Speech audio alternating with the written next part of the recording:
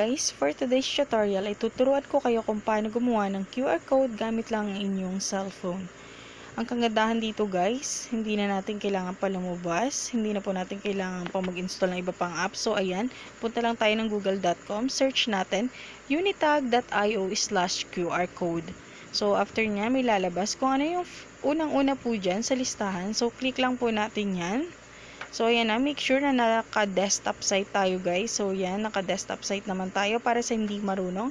Pindutin lang po yung tatlong dots na yun sa taas. So, ayan na nga. QR code generator. Lumabas na dyan, guys. Doon sa left side, medyo blurred lang. Makikita nyo dyan, enter URL. So, out muna tayo dyan. Pumunta ako sa Facebook kasi Facebook yung aking gagamitin. So, ayan o. May napapansin tayong tatlong dots dyan. Pindutin lang po natin.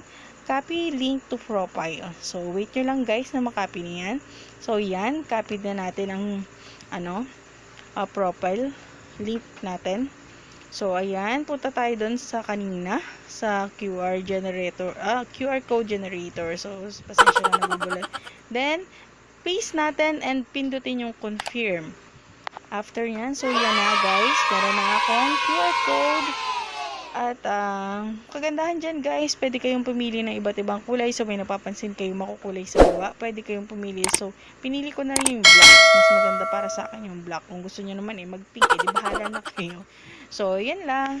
So hope you like it guys at nakatulong ito sana sa inyo. Maraming salamat.